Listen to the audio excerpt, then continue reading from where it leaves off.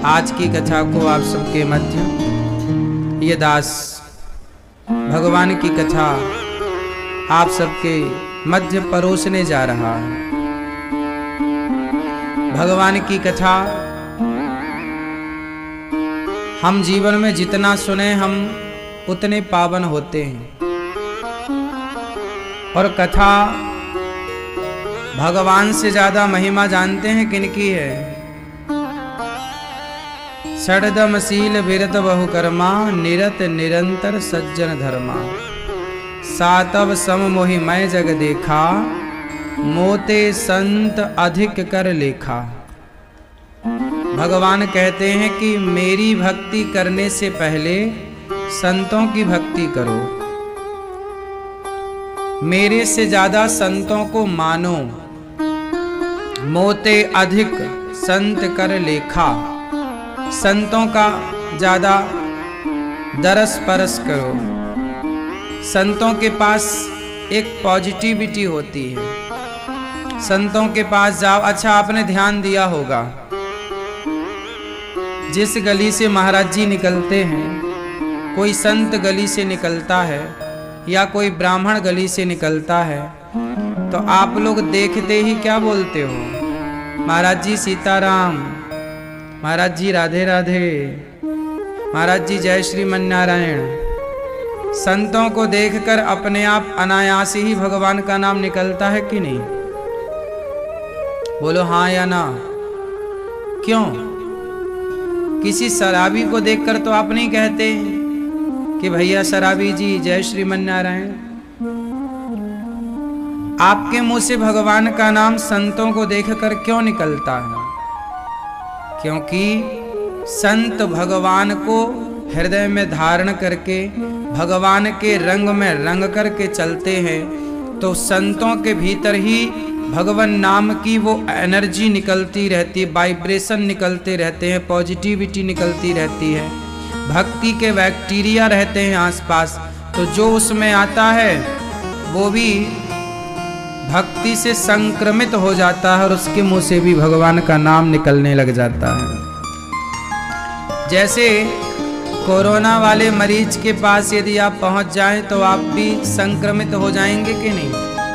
Means आप भी corona positive हो जाएंगे, हाँ या ना? उसी तरह जैसे कोरोना वाले मरीज के पास जाने से कोरोना हो सकता है, उसके बैक्टीरिया आपके भीतर प्रवेश कर सकते हैं, उसी प्रकार संतों के आसपास भक्ति के बैक्टीरिया होते हैं, पॉजिटिविटी के बैक्टीरिया होते हैं। और जो संतों के आसपास रहता है तो वह बैक्टीरिया उसे भी पकड़ लेते हैं। और आप कितने भी बड़े पापी और दुष्ट क्यों ना हो, पर संतों की संगति से आप भी भगवान के भक्त बन करके कल्याण कर सकते हैं। रत्नाकर नाम का एक डाकू, रत्नाकर नाम का एक डाकू जाते हुए लोगों को लूट करके धन धान्य अपनी पत्नी बच्चों में बांट देता था। एक दिन नारद जी निकल गए वहां से, नारायण नारायण। तो रत्नाकर ने नारद जी को भी पकड़ लिया। ए बाबा, यहाँ निकालो, पैसे कहाँ हैं? नारद जी बोले, भैया हम कहाँ पैसे लेके चलते, हम तो भगवान नाम है हमारा धन। नारद जी ने कहा, रत्नाकर ये बताओ, तुम लोगों को मार देते हो, बच्चों की हत्या कर देते हो, बूढ़ों की हत्या कर देते हो, स्त्रियों को मार डालते हो, पुरुषों को मार डालते हो। ये जो पाप तुम करते हो, इस पाप का फल किसे भोगना पड़ेगा?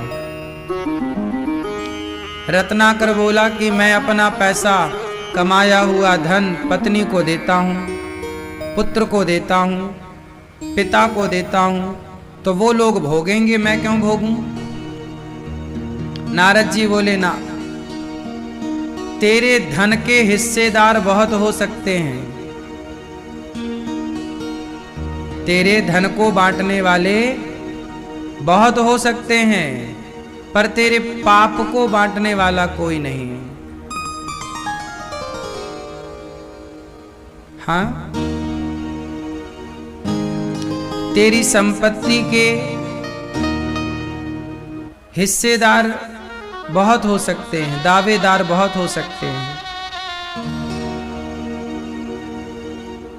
लेकिन तेरे पाप का कोई भोगने वाला नहीं है। जाकर पूछ, क्या पत्नी से भोगेगी? चला रत्नाकर, पेड़ पर बांध दिया नारद जी को, अभी आता हूं। पत्नी से कहा, भाग्यवान, मैं तुम्हारे लिए इतने मर्डर करता हूं, इतना धन लाता हूं, सबको मार कर लूट कर, तुम मेरे पाप भोगोगी कि नहीं? पत्नी बोली, प्राणनाथ, हम तो आपका धन ले सकती हैं, आपसे शारीरिक सुख ले सकती हैं, लेकिन आपके पाप हम कैसे भोगेंगी? कांटा आपको लगेगा तो दर्द आपको होगा, हम आपका दर्द कैसे बांट सकते हैं? तो जो पाप आप करेंगे वो तो आपको ही भोगना पड़ेगा ना। धन हम बांट सकते हैं, पाप नहीं बांट सकते। रत्नाकर ने पिता से पूछा, पिताजी, धन तो आपने लिया है, क्या हमारे पाप आप भोगोगे?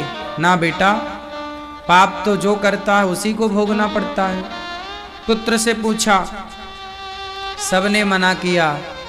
रत्नाकर लौट करके गया, नारद जी से कहा, महाराज, मेरे धन को तो सबने ले लिया, धन को लेने वाले सब हैं, पर मेरे पाप को लेने को कोई तैयार नहीं हो रहा, क्या करूं? क्या मुझे ही भोगना पड़ेगा? नारद जी बोले, बिल्कुल, आपने किया है तो भोगना पड़ेगा।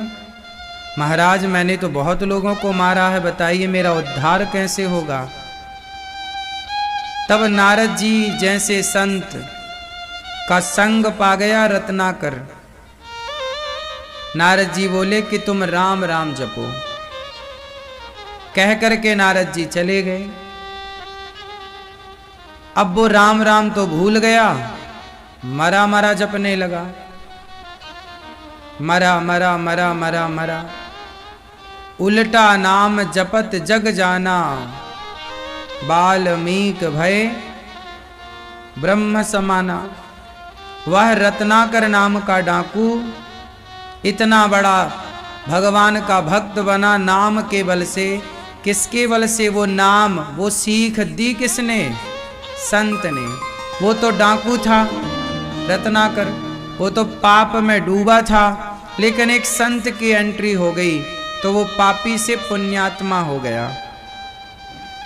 आपको क्या सीख मिली इस कथा से?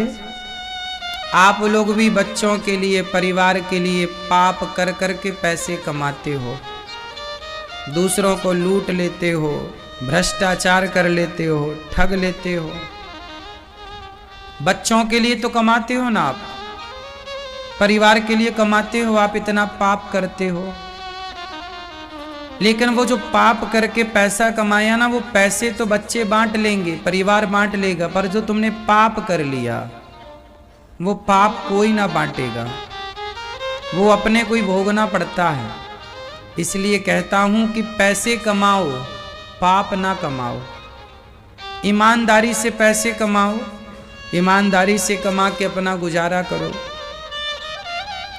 प्राणी यदि लोभी ना होता, लालची ना होता, अरे जीवन में संतोष आ जाए तो कितनी बड़ी संपदा आ जाए, पर पूरी जिंदगी में हम लोग संतुष्ट नहीं हो पाते। जब हमारे पास कुछ नहीं था तब लगता था थोड़ा सा मिल जाए, जब थोड़ा सा मिला तो लगा और मिल जाए, और मिला तो लगा कि और मिल जाए, और के चक्कर में बहुत कुछ पाने के बाद भी जब हम अपने आप से बात करते हैं, क्यों मन तू संतुष्ट है? मन फिर भी संतुष्ट नहीं, मन फिर भी शांत नहीं। जब कुछ नहीं था तब भी मन परेशान था कि कुछ तो हो जाए, कुछ हुआ तो भी मन अशांत है कि इतना हुआ और क्यों नहीं हो रहा है। इसलिए कहता हूं, इन इच्छाओं का कोई अंत नहीं है। इसलिए सुखी होना है तो बताओ इस संसार में सबसे सुखी कौन है? मैया, इस संसार में सबसे सुखी कौन है आप बताओ?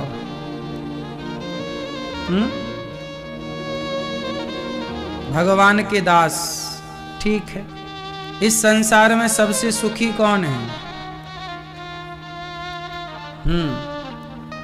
क्यों भैया, इस संसार में सबसे सुखी कौन है? गौधन, गजधन, बाजधन और रतन धन खान, जब आवे संतोष धन, सब धन धूरी समान। जिसके पास संतोष है संसार के प्रति, जो संतुष्ट हो गया अपनी पत्नी से, पुत्र से, पैसे से, वो बहुत सुखी है। संतुष्ट हो जाए संसार से, पर संतुष्ट ना हो भगवान के भजन से। भगवान के भजन में संतुष्ट नहीं होना, भजन तो और करो, भक्ति और करो। जो संसार से संतुष्ट है वो सुखी है, संतुष्ट नहीं सुखी नहीं। कल आप लोगों ने कथा में सुना कि भगवान कपिल देव जी ने अपनी मां को उपदेश किया।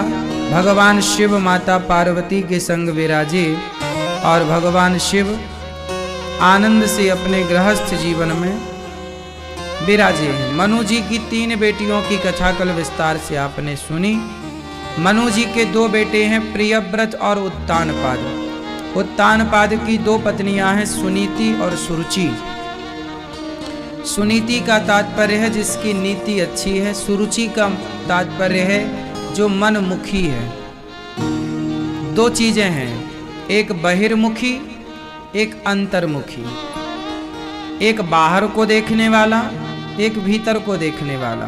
सुनीति है भीतर देखने वाली, सुरुचि है बाहर देखने वाली। अंतर्मुखी और बहिर्मुखी 2 मुख हैं।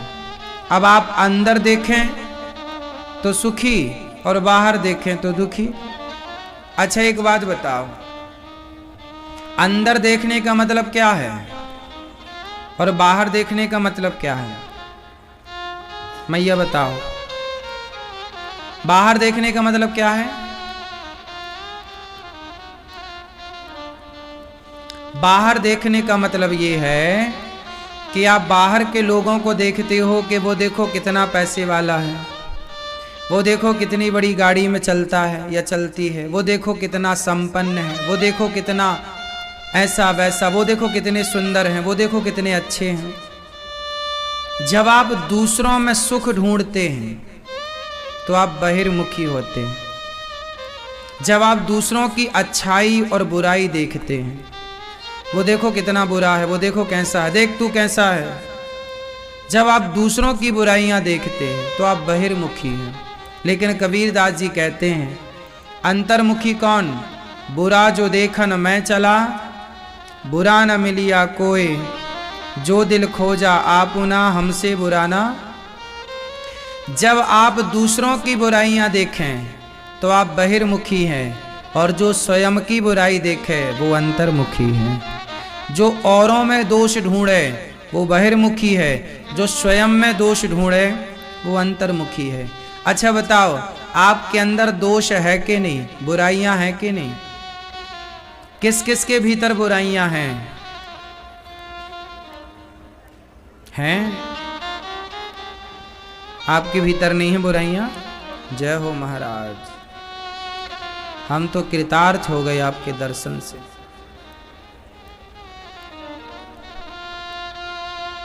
इस धरती में ऐसा कोई नहीं भगवान के सिवा और भगवान के भक्त के सिवा। इस संसार में ऐसा कोई नहीं है जिसके भीतर बुराइयां ना हो। संतों के भीतर कोई बुराई नहीं है, भगवान के भीतर कोई बुराई नहीं है। बाकी हम जैसे पापियों के भीतर तो करोड़ों हैं, 1-2 गिनाए कैसे, करोड़ों। जब हमारे अंदर बुराइयां हैं तो हम आपके अंदर की बुराइयां क्यों देखें? हमारे अंदर बुराइयां ना हों तो हम आपकी देखें। जब बुराइयां देखनी ही है तो दूसरों की क्यों देखना, स्वयं की देख लो, अपनी देखो, अपनी ठीक करो।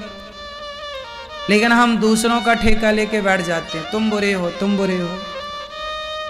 खुद कितने बुरे हैं। एक बार चलनी ने सुई से कहा,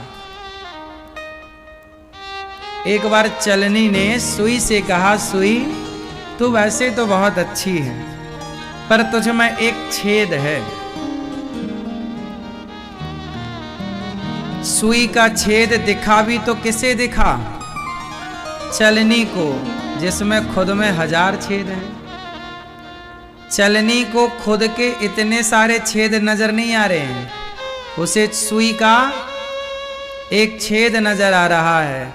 यही दुर्दशा समाज की है कि व्यक्ति को अपने भीतर दोष नजर नहीं आ रहे हैं, दूसरों का एक दोष उन्हें नजर आ रहा है, स्वयं के सैकड़ों दोष उन्हें नजर नहीं आ रहे हैं।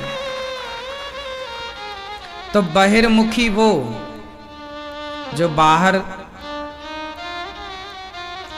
देखे, अंतर्मुखी वो जो भीतर देखे। हमारे बीच में भैया, हम सब सनातनियों की आवाज बनकर के गरजने वाले भैया श्री पुष्पेंद्र कुलश्रेष्ठ जी यहाँ पर आए हैं। आपका बहुत बहुत स्वागत। सनातन की बहुत बड़ी सेवा आप कर रहे हैं युवाओं को जगाने की।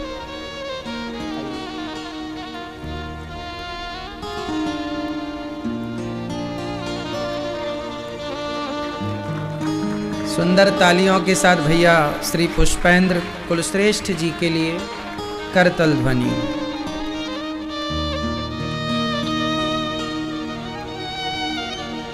महाराज जी की कितनी बड़ी कृपा है कि देखो एक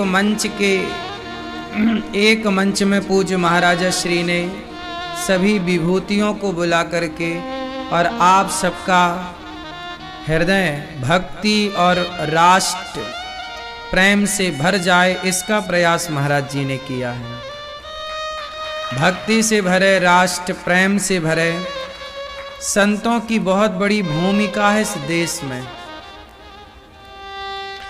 संत हैं तो संस्कृति है, संत हैं तो संस्कार हैं। संत ना होए तो संस्कृति और संस्कार कहाँ होए। देखिए संतों का आप कितने लोग मानते हैं कि इस देश में संतों का बहुत बड़ा योगदान है। अब आप देखिए ना, आप लोग बात बात में संतों की बात करते हैं, बड़ा हुआ सो क्या हुआ, जैसे पेड़ खजूर। अच्छा ये बताओ, क्या हम लोग आपसी बोलचाल में कबीरदास जी के दोहे नहीं पढ़ते? सूरदास जी, रैदास और रसखान के दोहे नहीं पढ़ते? हम लोग संतों की आवाज ही तो बोलते हैं, हमारी अपनी, हम तो गूंगे हैं।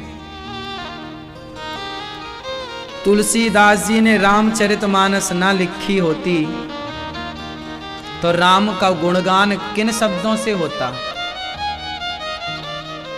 कबीरदास जी ने समाज को कुछ दोहे ना दिए होते तो हम क्या बोल करके आपस में, अब बड़ा हुआ सो क्या हुआ, जैसे पेड़ खजूर। हमें कुछ भी कहना है तो संतों की अति सर्वत्र वर्जयेत, हम ये बात भी संतों की है। अब जिन संतों का इस धरती में इतना बड़ा योगदान था, उन्हीं संतों को बॉलीवुड ने मूवियां बना बना करके इतना अपमानित किया। आश्रम जैसी मूवी बनी इस देश में। उस मूवी को देखने के बाद कोई भी युवा जो उस मूवी को देख लेगा, वो संतों से नफरत करने लग जाएगा। मतलब संतों के प्रति जहर घोलने के लिए इस देश का बॉलीवुड बैठा है। इतनी गलत गलत मूवियां बनाते हैं वो लोग, लेकिन कोई बड़े पद पर बैठा हुआ कोई मंत्री, कोई नेता विरोध करने को तैयार नहीं है, कोई कुछ कहने को तैयार नहीं है। कितनी सारी मूवियां हैं और कितने लोग हैं। एक बात बताओ, संत लोग अच्छी चीजों का प्रचार करते हैं कि बुरी चीजों का?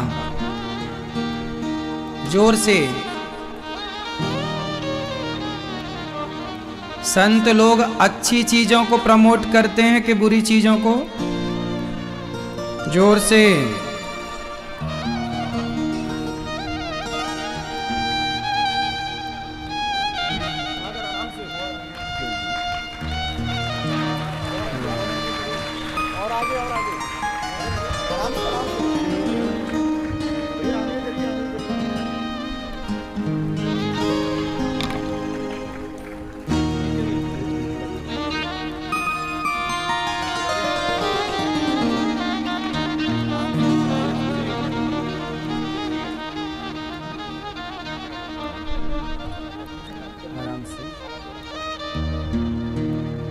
रख लो।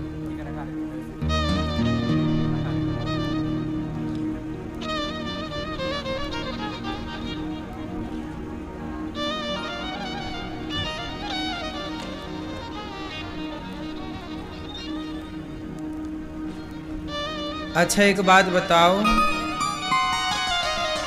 संत लोग हमेशा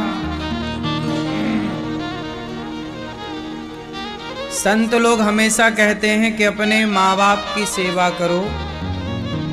संत लोग कहते हैं सदा शराब ना पियो, मांस ना खाओ, गुटखा ना खाओ, अच्छे बनो। संत अच्छी बातें कहते हैं ना, हाँ या ना? लेकिन देखो इस देश का दुर्भाग्य,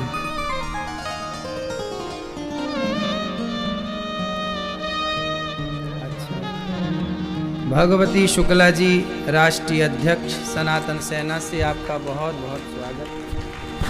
बोलिए गजरंगा धाम की, गौरी गोपाल भगवान की।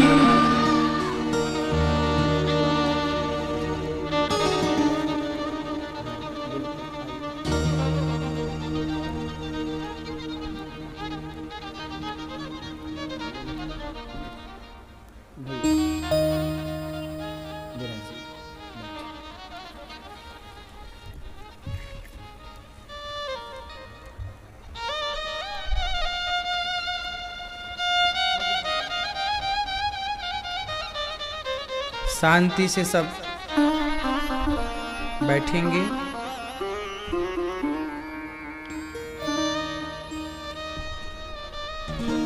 संत हमेशा राष्ट्र की सेवा करते आए हैं।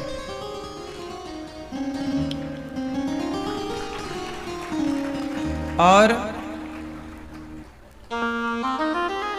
राष्ट्र के उत्थान में लगे रहते हैं। ऐसे संतों को बदनाम और अपमानित करने के लिए बॉलीवुड ने बहुत षड्यंत्र चलाए। इस देश में किस तरह से संतों का अनादर और अपमान करने के लिए बॉलीवुड दिन रात षड्यंत्र रचता है, काम करता है। अब देखिए, बॉलीवुड के द्वारा कहा जाता है कि जंगली रमी डाउनलोड कर लो। किस तरह बॉलीवुड आपके युवाओं को जुआ की ओर भेज रहा है, किस तरह आपके बच्चों को शराब की ओर भेज रहा है। यदि आपके बच्चे जुआ और शराब की ओर चले गए तो सोचो इस देश के युवा का हाल क्या होगा। इसलिए हम आज के युवाओं को संतों से जोड़ें, अच्छाई से जोड़ें, यदि अच्छाई से नहीं जुड़े समय से तो फिर वो बुराई तो अपनी ओर खींचने को तैयार है ही। भगवान श्री कृष्ण ने कर्ण को समझाया था कि दुर्योधन का साथ ना दो। भैया कर्ण को भगवान ने समझाया ना कि दुर्योधन का साथ ना दो, पर कर्ण ने भगवान की बात नहीं मानी और दुर्योधन के साथ बने रहे वो आखिरी तक।